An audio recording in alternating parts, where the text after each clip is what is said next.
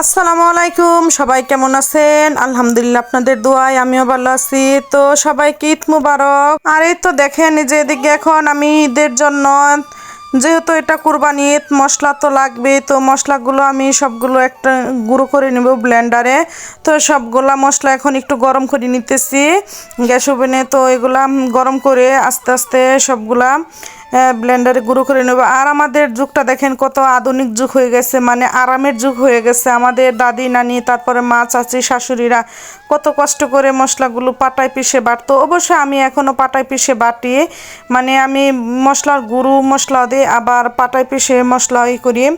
তো এই তো দেখেন একে একে সব মশলা বাটতেছি, শাহি জিরা, জিরা, তারপরে দারচিনি, এলাচ, তারপরে জয়ফল, জয়ত্রী, মানে এইগুলো সব কিছু একসাথে গরম করে ফাঁকি করে নিব। আর জিরাটা আমি অল্প করে দিতেছি দারচিনি এলাচের সাথে, আর আলাদা করে আমি জিরার ফাঁকি করে নিব।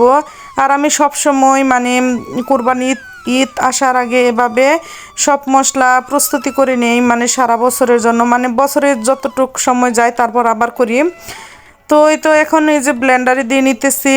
তো আপনারা কে কীভাবে করেন কাজ? তো ঈদের আগে তো আমাদের মহিলাদের কাজের শেষই নেই, মানে ঈদের এক সপ্তাহ আগে থেকে একটার পর একটা কাজ গুছাইতে হয়। আর আমার যেহেতু ছোট ছোট দুইটা মেয়ে আছে, কাজ করা একটু আমার জন্য কঠিনই হয়ে যায়। তো এই যে দেখেন এদিকে যে দারচিনি এলাচ সবগুলা ফাঁকি হয়ে গেছে, আর কতটা আর আমি করে ফেললাম। আগে আমি এই ব্লেন্ডার না থাকাকালীন আমি আমাদের বাসায় ডেকি আছে, ডেকিতে পারি মানে ফাঁকি করে নিছে। আর এই তো এই যে বাকি অংশটুকু একসাথে মিশিয়ে ফেললাম।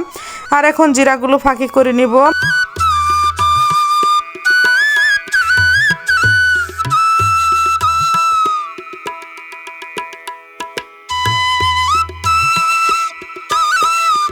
আর এই তো দেখেন এদিকে যে আমার জিরা ফাঁকি করাও শেষ। এখন আমি মানে সব জিনিসপত্রগুলো ধুয়ে নিব। আর একটা কাজ করতে গেলে তো জানিনি কত জিনিস যে অপরিষ্কার হয় আসলে বলার বাহিরে। আর সবগুলা মশলা আমি আস্তে আস্তে করে মশলার জারে ভরে নিব।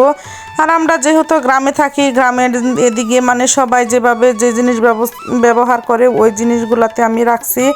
আর এই তো দেখেন আমি মশলা ভরার পর আবার ডিব্বাটা মানে একটু ধুইতে গিয়ে হালকা একটু ভিজে গেছে। তো ভালো থাকবেন সবাই, আজকের মতো এ পর্যন্তই। আল্লাহ হাফেজ।